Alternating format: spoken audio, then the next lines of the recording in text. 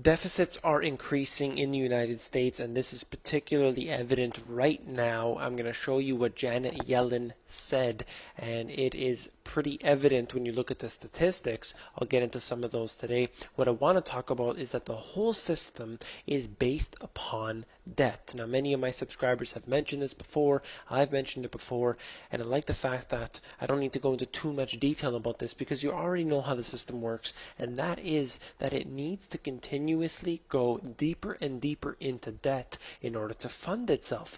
It isn't a system that really is free market in a way, because it really needs to continuously go further and further down this hole, and that's the way they support it, because everything is topsy-turvy in this financial system.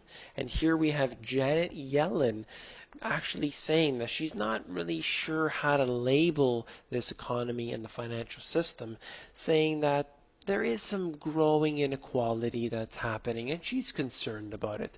So let's see what Senator Bernie Sanders said. Are we still in a capitalist democracy, or have we gone into an oligarchic form of society in which incredible economic and political power now rests with the billionaire class? This is something that I have said countless and talked about it in my book. How many times I have to continuously mention this on the videos here, and now it's being said publicly. I'm glad it's finally making its way more into the mainstream. However, Bernie Sanders really brought this up to somebody who knows exactly what's going on. I'm just hoping that it gets more public attention.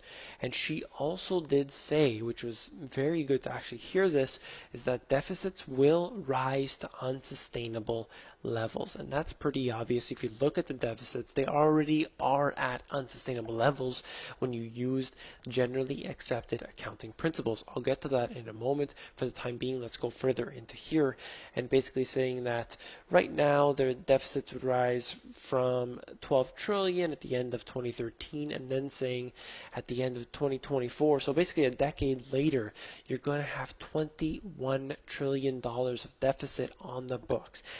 It's just impossible to pay back, while at the same time you're going to have a growing population of people. You're going to have more people on food stamps. You're going to have more people on disability and unemployment and all these sort of other things, putting an additional burden. At the same time, you have the burden of debt, and that just assumes that everything else is going to be just fine, and that of course isn't the way it's going to be. We have to face more crashes, even if the big collapse that we've been waiting for isn't the next one.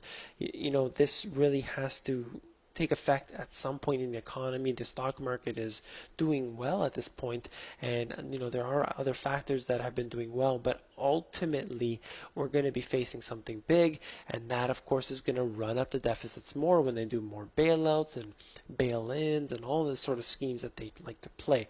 Let's go into what Mark Faber said, that he is worried about a crisis bigger than 2008. This is what I'm talking about here, because ultimately what happened in 2008 was just a precursor to what we're expecting. And of course, I know my subscribers, you're listening to this, I know exactly that you know this, but many of the general population don't realize this, that what's waiting for us on the other side is terrible.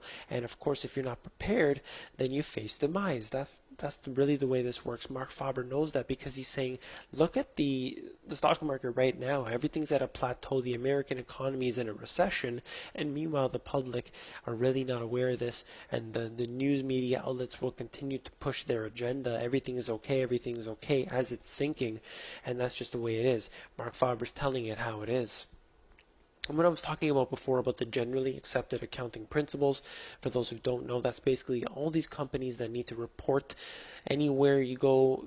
In most countries around the world, they basically have to use generally accepted accounting principles. So when you use that method to calculate the U.S. deficit, you end up, and this is in 2002, it's gotten worse, 2012, it's gotten worse since then, it's at 6.6 trillion per year. So the actual deficits, depending on what you include, but it's around $100 trillion of deficits right now. So when you say it's going to be unsustainable, Janet Yellen, that is actually true right now. It is unsustainable. It can't be sustained. The only thing that can happen is the Federal Reserve coming to the rescue, and that means hyperinflation. So in one way, you're doomed, and in another way, you're doomed. So we take our pick, and it seems like for now they're still hiding it and they're doing the inflationary things behind the table because, of course, $65 billion a month is not enough to sustain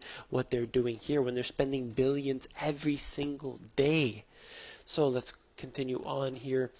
And it really doesn't matter if there is debt being created or if there isn't being created, because when the Emperor Obama states that the raising the debt ceiling doesn't increase the debt, you know that you have this Orwellian nightmare that is really infecting the lives and the minds of the people, and they believe anything that's put in front of them. As long as that Obama's saying this, the spokesman for the New World Order, if he's out there saying this, then everyone's gonna believe it. That's just the way it is. So, let's just read this title here. It's pretty telling.